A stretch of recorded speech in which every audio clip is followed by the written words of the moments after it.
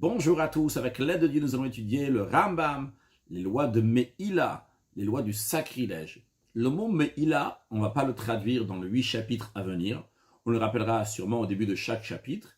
Me'ila, c'est quelqu'un qui a fait un détournement. Me'ila vient du langage de changer quelque chose qui était saint, on l'a changé, on l'a rendu profane. L'expression de Me'ila, on la retrouve aussi lorsque les Juifs ont été moël dans Dieu, c'est-à-dire qu'ils ont, chas shalom, si on peut dire, changé Dieu, ils ont dit que ce n'est pas notre Dieu. L'expression donc Me'ila, on l'emploiera aussi pour dire quelqu'un, il a été moël. Donc moël avec un aïn, évidemment pas moël avec un e qui fait les circoncisions, moël avec un aïn, il y a un langage donc de Me'ila. Nous allons apprendre donc quelle est la loi de Me'ila. Ilchot Me'ila, yesh bichlal an shalosh mitzvot, il y a 3 commandements dans ces lois-là. Achat mitzvata, c'est un commandement positif, ou shtai mitzvot lotase, et 2 commandements négatifs. Vezeu patan, voici les détails. Aleph, premièrement, le shalema moel ashechat abetosevet chomesh, celui qui a profité, donc qui a fait Me'ila, il a profité de ce qui était hekdesh, consacré, eh bien il devra rembourser le capital. En plus de ça, il devra rajouter un 5e. En plus qu'il rajoute un 5e, il doit rajouter aussi le korban, un sacrifice. Vezeu dina moel, ça c'est les lois de celui qui a fait Me'ila. Bête, deuxièmement, chez le lavot bekochim, l'interdiction de faire travailler les animaux qui ont été consacrés, qui sont kodesh, qui sont saints.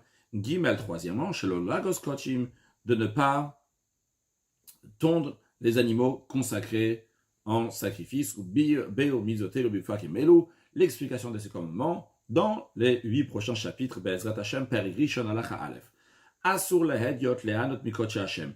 Il est interdit à quelqu'un d'ordinaire de profiter des choses sacrées de Dieu. Quand on dit ici quelqu'un d'ordinaire, l'expression de hediot qui souvent veut dire quelqu'un qui n'est pas Kohen, ici ce n'est pas le cas. Ici quand on dit hediot, c'est quelqu'un qui est ordinaire, donc par rapport à ce qui est sacré à Dieu. Donc on a ce qui est gavoa, ce qui appartient à Dieu, on a ce qui est hediot, ce qui appartient à l'ordinaire, ce qui appartient à l'être humain. Donc un être humain n'a pas le droit de profiter de ce qui est sacré à Dieu. Ben midvarim akrivim agaba mizbeach, ben mikotche bedekabait. Que ce soit des choses qui ont une sainteté parce qu'ils vont être consacrés sur l'autel, ou bien que ce soit des animaux qui sont tout simplement, qui appartiennent au temple. C'est-à-dire, il y a ce qu'on appelle les koche mizbeach, et il y a ce qu'on appelle donc koche bedekabait. Bedekabait, c'est pour l'entretien du temple. Quelqu'un peut offrir un animal aussi pour l'entretien du temple. Quelqu'un peut offrir un animal pour l'amener en sacrifice sur l'autel. Quand c'est un animal qu'on va amener sur l'autel, à ce moment-là, c'est koche mizbeach. Lorsque c'est un sacrifice qu'on a donné au temple pour l'entretien du temple, ça s'appelle koche bedekabait. Les deux, c'est interdit d'en profiter. Celui qui a profité d'une valeur d'une puta, donc une puta c'est la plus petite pièce donc qui peut exister, donc ça s'appelle la valeur d'une puta. Mi koche Hashem, la sainteté de Dieu, des choses qui sont consacrées à Dieu. Mal, il a fait Me'ila. Halachabet, dvarim shotu ba'achila mina korbanot. Les parties qui sont permises à la consommation des sacrifices. Comme par exemple, Sachatat ve Hacham, la viande du sacrifice expiatoire, du sacrifice de culpabilité. Les Kohanim ont le droit de manger la viande de ce sacrifice-là, Achazrikat Daman, après que le sang de ces sacrifices a été aspergé sur l'autel. Ou bien, Shte Alechem, les 2 pains qui sont amenés à la fête de Shavuot, Achazrikat Dam Shne Agvasim, après qu'on a aspergé le sang des 2 agneaux. Et ces 2 pains-là accompagnent les 2 agneaux. Et une fois qu'on a aspergé le sang de ces 2 agneaux sur l'autel, suite à cela, ces 2 pains peuvent être consommés par les Kohanim, eh bien, en ba'em me'ila, il n'y a pas l'interdiction de me'ila dans ces choses-là qu'il peut être consommé. Afilu achal hazar me'elu vekaïse, même si c'est un zar, c'est un étranger, quelqu'un qui n'est pas Kohen, qui a mangé donc par exemple de ces 2 pains ou de cette viande-là, ce qui est semblable. Vu que c'est permis à certaines personnes, c'est-à-dire c'est permis aux Kohanim, les Hanot Baem d'en profiter, eh bien, Kolanen même, tout celui qui en profite, même qui n'est pas Kohen, l'omal, il n'a pas fait Meila. Va filou nivselu, même si ces sacrifices-là ont été disqualifiés, venesru ba'achila, et ils sont interdits à la consommation, donc les Kohanim ne peuvent plus en consommer. Alors on va dire, dans ces cas-là, si un zar, un étranger, l'a consommé, il a fait Meila. Non. Vu qu'il y avait un moment qu'ils étaient permis, ces sacrifices-là pour les Kohanim, il il n'y a plus l'interdiction de Meïla sur ces choses qui pouvaient être consommées par des êtres humains, même si c'était les Kohanim, c'est la personne qui la mange, c'est un zar, un étranger. Halacha Gimel. Amoel Bezadon, le Ram va nous dire ici quelle est la loi de quelqu'un qui fait Meïla intentionnellement, et après dans la deuxième partie de la Halacha, quelle est la loi de Meïla pour quelqu'un qui le fait par inadvertance. La première partie, Amoel Bezadon, donc celui qui intentionnellement, il fait Meïla, il profite de quelque chose qui est sacré, l'autre il reçoit 39 coups, ou Meshalem Mashe Pagam Mina Kodesh, et il va payer la perte qu'il a causée aux choses saintes, Berosho, Berosho littéralement, qui veut dire à la tête, le principal, il parle donc du capital, il va payer, ça a coûté 100 euros, il va rembourser 100 euros. Il ne va pas payer encore un cinquième, lui paye juste le capital. Maintenant, d'où on apprend, où est-ce que la Torah, elle donne cette interdiction-là de faire Meïla? Ve'azar, Hachel Meïla, l'interdiction de faire Meïla, Mizeshen Nemar, car la Torah dit, le Tucha Lechol Bisharecha, tu ne pourras pas consommer dans tes portes, Masa de Ganra, la dîme de ton blé, Gomer, etc. Unedarecha, ce qui nous intéresse ici, c'est la fin du verset, Unedarecha, et tes vœux. Parce que Mipi Hashmu Alam, ou par tradition orale depuis Moshe Rabbeinu, ça a été transmis. Que veut dire ce verset-là? Chez Zohazara le Ochel Mipsar Ola. Que ici, c'est une interdiction à celui qui consomme de la viande d'un sacrifice holocauste. Le sacrifice holocauste est appelé Nedarech à ton vœu, parce que c'est quelque chose que quelqu'un il peut faire un vœu d'amener un sacrifice holocauste. Oh, il veut cool à l'Hachem. Vu que ce sacrifice holocauste, il est entièrement pour Dieu, c'est un Ola, c'est un holocauste. Eh bien, Veru Adin, on apprend, c'est le même principe que la Torah elle dit à propos du sacrifice holocauste, qu'on n'a pas le droit d'en profiter. Il en est de même, l'Isha Kol Kodesh, pour toute autre chose sainte, chez Hachem le Vado qui appartient uniquement à Dieu, ben Mikocha Mizbeach, que ce sont des choses qui sont consacrées donc pour l'autel, des animaux qui sont consacrés pour l'autel, ben Mikocha Bedekabait, ou bien que ce soit des choses, des animaux qui sont consacrés pour l'entretien de la maison, du temple, Imnana même, s'il en a profité, Beshav et Puta d'une valeur d'une Puta, Loke, il reçoit les 39 coups de bastonnade. Mal Bishgaga, si il a fait Meïla, mais c'était par inadvertance. Il ne savait pas que c'était quelque chose qui était consacré et il en a profité. Mais Shalem Machenene, il rembourse ce qu'il a profité. Et en plus de ce qu'il doit rembourser pour ce qu'il a profité, Vetosefet Chomesh, il doit rajouter un Chomesh, un cinquième. Ou Mevi Aïl, on va parler de quelques instants, bientôt c'est quoi ce cinquième, comment il le rajoute. En plus de ça, donc en plus du capital qui rembourse et les cinquièmes qui rembourse, il amène aussi un bélier. Un bélier, donc c'est un agneau qui est dans sa deuxième année, qui est appelé dans la Torah un bélier, il n'est plus un keves, il est un bélier. Et ce bélier-là doit valoir bishne slaim, il doit valoir au moins la valeur de 2 slaim. Un sela au pluriel, donc 2 slaim. Ou makrivo hacham, ou mitkaperlo. Ce sacrifice-là, il amène en tant que sacrifice hacham, sacrifice de culpabilité. Et par cela, donc, sa faute sera expiée. Vezeu nikra, c'est ce qui est appelé, ce que les sages appellent hacham meilot, donc le sacrifice de culpabilité pour les meilot, meilot le pluriel de meila pour sacrilège. Shenemar, on apprend ça de ce que la Torah dit, vechata bishgaga mikoche Hashem, que si quelqu'un commet un sacrilège par mégarde en détournant des choses consacrées à Dieu, vehevi et Hashem vegomer, il apportera son sacrifice de culpabilité, etc. Dans la suite, il y a écrit, ce sacrifice de culpabilité sera un haïl, sera un bélier, et il y a écrit, donc c'est kesef shkalim, donc ça, on apprend, donc c'est la valeur de 2 slaim, donc 2 sela, et après le verset il dit, et pour ce qu'il a fauté, donc en fait au sanctuaire, qu'il a profité, il est shalem, il remboursera, donc ça c'est le capital, et en plus de ça, va être Hamishito, il devra payer aussi le cinquième gomer, etc. Le Ram nous dit que lorsque quelqu'un il a fait Meïla par inadvertance et qu'il doit rembourser le capital, le cinquième et amener le sacrifice, mitzvat assez, c'est un commandement positif. Le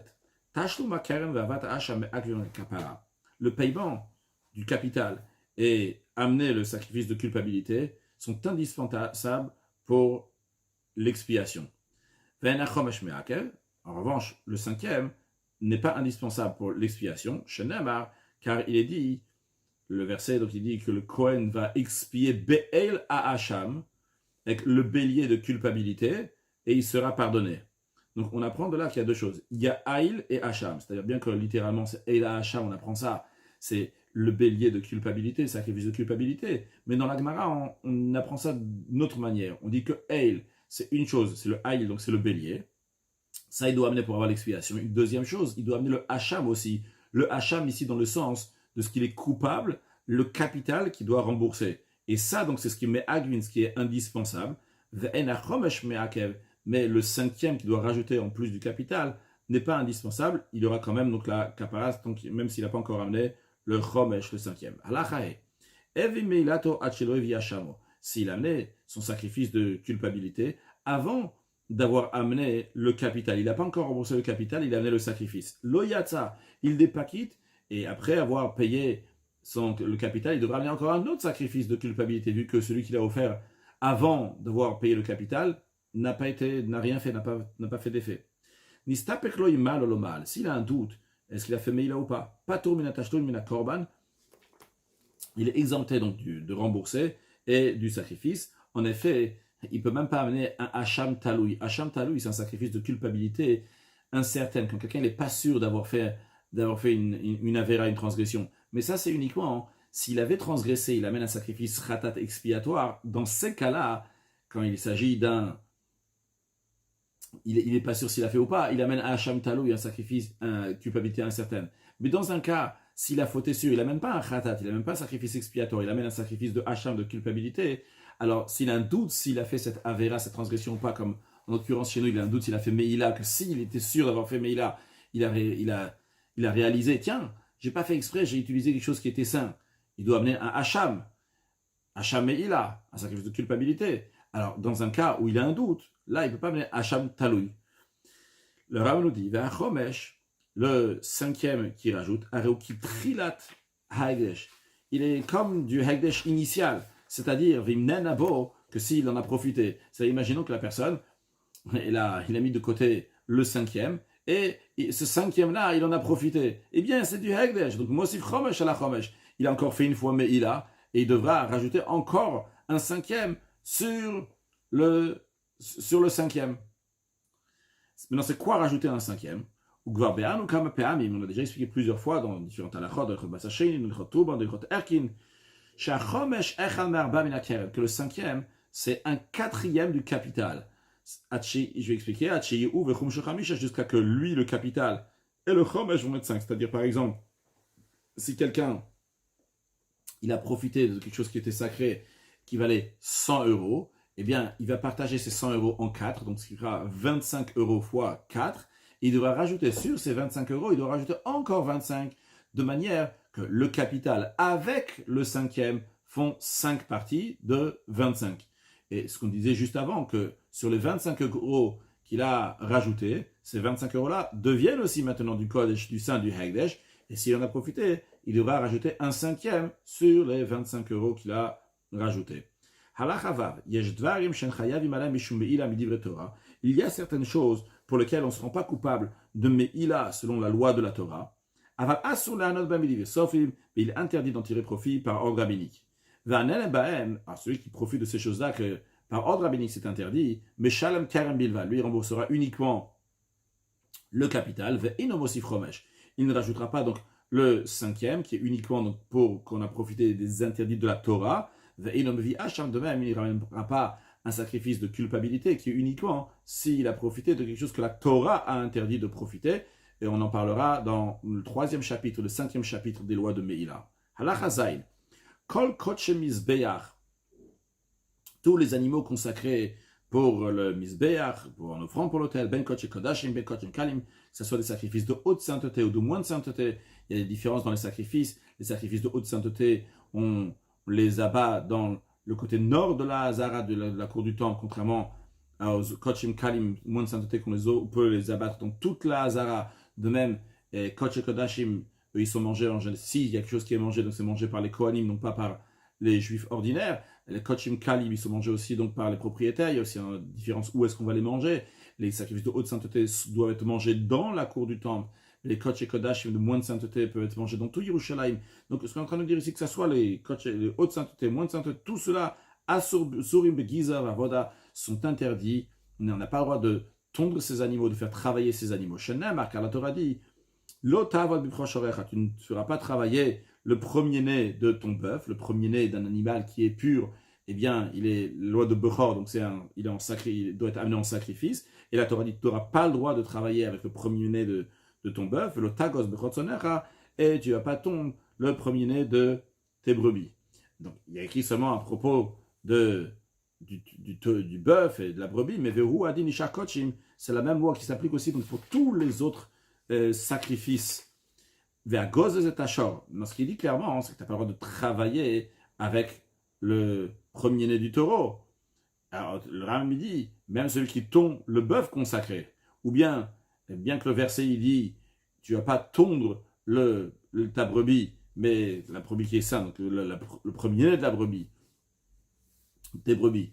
Et il n'y a pas écrit, donc tu n'as pas le droit de travailler. Mais s'il a fait travailler les brebis, l'okramina Torah, il reçoit les 39 coups de la Torah. Il n'y a pas de différence. La Torah elle a dit l'interdiction de travailler à propos du taureau et l'interdiction de tondre à propos de la brebis, mais les deux interdictions s'appliquent aussi bien sur le taureau, aussi bien sur la brebis, et ça s'applique pas seulement pour le bechor, pour le premier-né, mais pour tous les animaux qui sont consacrés en sacrifice. Vetolesh, celui qui arrache le poil à la main, non pas gozès qui tond avec un ustensile, et inoke gozès, il n'est pas considéré comme tondon. Le Ram dit, Veyiraeli, il me semble, chez inoloke, celui qui tond les animaux consacrés, il doit tondre pour être coupable, il va tondre la largeur d'un site en double. Un site, c'est quand on tire du pouce jusqu'au, comment on appelle ce doigt. Donc ces deux doigts-là, donc le doigt qui est à côté du pouce, donc on le tire à un maximum. D'après le Rambam, donc on a pris dans les lois de Shabbat, ça correspond à Shnei Shlish Zeret. Un Zeret, c'est la moitié du Nama, donc ça correspond à 2 tfachim. 2 tfachim sont 8 cm, donc ça correspond à 16 cm. Maintenant, le Rambam nous dit ici, Rochavasit Kafoul, la largeur du site, donc qui est double. Donc ça veut dire que en tout 4 tfachim, donc 32 cm.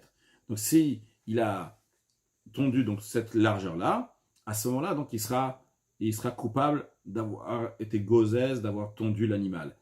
Le Rambam dit quel est le raisonnement de cela. C'est Veirael, le Rambam dit qu'il me semble. Pourquoi il lui semble comme ça? Parce que lo yezer chamor mina Shabbat, car cette interdiction de tondre les animaux consacrés ne serait pas plus sévère que le Shabbat. Que le Shabbat, on a appris dans l'Ichot Shabbat que l'interdiction du Shabbat, c'est quand il va tondre cette quantité-là qu'on peut faire quelque chose avec. Halachachet, sfek kochim, les animaux, on a un doute s'ils sont consacrés. Mais comment ça peut être? Comme par exemple, un animal, un animal, on a un doute, est-ce que c'est le premier-né ou pas? Vekayot seba, ou un autre cas qui est semblable, il y a un autre doute, on ne sait pas en tous les cas si c'est un animal consacré ou pas. Eux aussi sont interdits de tondre et de les faire travailler. Mais vu que c'est un doute, celui qui les tond ou bien qui les fait travailler, et une qui ne reçoit pas les 39 coups de bastonnade. Halachatet, behemat hekdesh, un animal consacré, shenafabamum, qui a présenté un défaut, et vu qu'il a un défaut maintenant, il est disqualifié, on ne peut pas l'amener en offrande, et donc qu'est-ce qu'on fait? Venivdat, on va le racheter, et en effet c'est ce qui a été fait, venivdat, ça a été racheté, comme on a appris dans les lois de Issur et Misbeach, eh bien, même qu'il a été racheté, et que maintenant la personne peut l'abattre et le manger pour lui-même, ce n'est plus un sacrifice, mais quand même, ce n'est pas permis de la tondre et de la faire travailler, même après qu'elle a été rachetée, qu'elle est devenue profane, elle garde une certaine sainteté en ce qui concerne ne pas la tondre, ne pas la faire travailler. Elle reste dans son interdiction jusqu'à qu'on va l'abattre pour un rituel qui est profane, pour la personne elle-même. Non, nishrita achapidiona. Si, après l'avoir acheté, donc elle a été abattue, on a le droit de la manger, on a le droit de la tondre aussi à partir de ce moment-là. Ça s'applique que les animaux consacrés sont interdits de tondre et de faire travailler même après qu'ils ont été rachetés. On parle des animaux que d'abord on les a offerts en sacrifice et ils n'avaient pas de défaut physique et uniquement après ils ont présenté un défaut physique. Ou bien ou bien qu'ils avaient un défaut passager avant qu'on va les consacrer. Et quand ils avaient un défaut passager, on les a offerts en sacrifice. Donc, on peut attendre que le défaut passager va partir et cet animal-là sera apte au sacrifice. Donc le point commun de ces deux cas-là, que le défaut physique permanent est arrivé après que ça devenait un kadosh. Le principe, il faut que ça soit apte pour le misbéach. On pouvait l'offrir à l'hôtel. Donc il y avait toute la doucha qu'il fallait, la sainteté qu'il fallait pour qu'on puisse l'offrir à l'hôtel. Et après, il y a eu un problème, qu'elle a eu un mumkavua, un défaut physique qui est permanent, qu'à ce moment-là, donc on doit la racheter. Avala magdish balatun kavola misbéach. Celui que de base, il a consacré un animal qui avait un défaut permanent pour l'autel. Elle n'est pas interdite d'ordre de la Torah de tondre et de la faire travailler. Parce que de base, cet animal n'est jamais devenu un coach et misbéach, quelque chose consacré pour l'autel, parce qu'il ne peut pas être offert à l'autel. Mais quand même, elle a mis l'ivrem par ordre rabbinique. C'est interdit de le tondre et de le faire travailler jusqu'à qu'elle sera rachetée. Nivdat, si l'animal a été racheté, à ce moment-là, donc l'animal est considéré profane à tout propos. Et elle va devenir profane des igazes. On peut la tondre ou les aved, la faire travailler. Donc on parle de l'animal qu'il avait un défaut physique avant que la personne l'a offert au misbéach. Encore une fois, il ne peut pas vraiment l'offrir au misbéach à l'hôtel. Route à l'exception, mina bechor va maaser, du premier-né et du maaser. Le bechor, le premier-né, c'est le premier animal, donc un animal pur, qui doit être donné au Kohen. Le Kohen va le manger, va l'offrir à dans le Beth Amikdash, et après cela, donc il pourra le manger lui-même personnellement. Le maaser, c'est le propriétaire, donc quand ils ont des animaux, donc ils comptent les animaux. Le 10e animal va être maaser, le propriétaire l'amène au Beth Amikdash, et après, donc après l'avoir abattu, c'est les propriétaires qui vont le manger. Maintenant, tout ça, c'est si les choses se passent bien. Mais s'il y a un défaut, eh bien à ce moment-là, le Kohen peut le garder dans les 12 premiers mois, mais il doit l'abattre dans les 12 premiers mois, même en tant que choulin, en tant que profane, mais ça appartient au Kohen. Il en est de même aussi pour le maaser, dans le cas où, dans le maaser qui est pour le propriétaire, dans le cas où il y a eu un boum kavua, un défaut fixe, donc ils vont le manger sans le faire passer dans le Beth Amikdash, dans le temple. Et ce qu'on nous dit ici, l'exception, c'est le bechor, donc le premier-né, le maaser et la dîme, chaque doucha halal goufan, que la sainteté s'applique, oui, prend oui effet sur leur corps, même s'ils sont un défaut permanent, de base, imaginons que dès qu'ils sont nés, ils ont un défaut permanent, qu'on ne peut pas les amener au misbéach, mais quand même, ils ont une gdusha, une sainteté, gdusha tagouf, donc leur corps devient ça à partir de ce moment-là. Donc il ne pourra pas sortir profane pour pouvoir être tondu et pouvoir travailler avec eux à l'éternité, uniquement une fois qu'on aura fait la shrita. Encore une chose, le Ram nous dit dans ce contexte de l'interdit, donc de le faire travailler les animaux, il est interdit d'accoupler bibechor, le premier-né, avec un autre animal, ou bibsula, mugdashim, et de même dans tous les offrandes devenues disqualifiées, on n'a pas le droit de les accoupler avec un autre animal. C'est aussi une manière de le faire travailler qui est interdite. Halachayud. Mutar litlosh aser lechatrila menakochim. On a vu avant qu'il est interdit de tondre un animal. Mais d'arracher, on a dit que ce n'est pas interdit. Bien que ce n'est pas interdit, il ne faut pas le faire. Mais s'il s'agit de le cas qu'on est en train de dire maintenant, mutar litlosh aser lechatrila menakochim, on a le droit d'arracher la main des poils d'un animal, lechatrila a priori, qui est de la pour montrer un défaut à quelqu'un qui est expert. L'expert, il va venir voir, il veut voir est-ce que c'est un défaut qui est permanent ou passager. Maintenant, ces poils-là donc, qui ont été arrachés, qu'il avait le droit de l'arracher, ou bien un autre cas, ou bien des poils qui sont tombés seuls donc de l'animal, ou qui sont tombés donc du premier-né, ou de l'animal, donc de la dîme, on n'a pas le droit d'en profiter. Même après qu'on va faire la shrita de ces animaux-là. Pourquoi? Parce qu'ils avaient un défaut, donc on fait la shrita. Quand même, c'est interdit. Pourquoi? Parce que peut-être, il va les attarder, il va les garder chez lui plus longtemps. Il va dire, bon, par exemple, on va prendre l'exemple du bechor, du premier-né, qui a un défaut physique. Le Kohen, il va dire, ok, c'est vrai que je peux l'abattre aujourd'hui, mais c'est quoi? Je vais le garder pendant 12 mois. Je vais à la fin, dans le 12e mois, je vais faire la shrita. En attendant, je vais profiter des poils, de la laine qui sont en train de tomber de cet animal. Donc, pour pas qu'il va faire ça, les sages disent non, il n'aura pas le droit de profiter. Quoi qu'il arrive, il n'a pas le droit de profiter des poils qui sont en train de tomber, même s'ils sont tombés seuls. Oh, il veut le kapara, vu que ce sacrifice-là, donc le Bechor, le Maaser, ils ne viennent pas pour le kapara. D'ailleurs, il y a une version ici qui corrige, il dit Oshenachar, dans ce qu'on a lu il y a quelques lignes, Oshenachar mina be'ema, il enlève le O mina Bechor va Maaser, parce que c'est pas O mina Bechor va Maaser, en effet, le Ram ne parle que du Bechor Maaser. Il dit Oshenachar mina be'ema, qui sont tombés de l'animal, le Bechor ou le Maaser, parce que c'est des sacrifices qui ne viennent pas pour expier des fautes. Alors la personne, elle n'a pas le stress de les amener pire, c'est pas grave, il faut les amener après. Par contre, mais de la laine, des poils donc qui tombent, du sacrifice expiatoire, du sacrifice de culpabilité, que c'est des sacrifices qui viennent pour pardonner les fautes. On a le droit de profiter de cette laine donc, qui est tombée une fois qu'on a fait la shrita, parce qu'il y avait un défaut fixe qui s'est mis sur ce sacrifice de khatat et de hacham. Vu que ces sacrifices-là viennent pour expier, il ne va pas les retenir chez lui. Et si ça a été, si c'est tombé du hola, donc du sacrifice holocauste, c'est un doute, est-ce que c'est permis ou c'est pas permis? Parce que d'un côté, le hola, l'holocauste, il n'est pas fait pour pardonner, mais d'un côté, il n'y a pas non plus pour une faute. On peut l'amener aussi en don. Donc il y a un doute en ce qui concerne le sacrifice hola.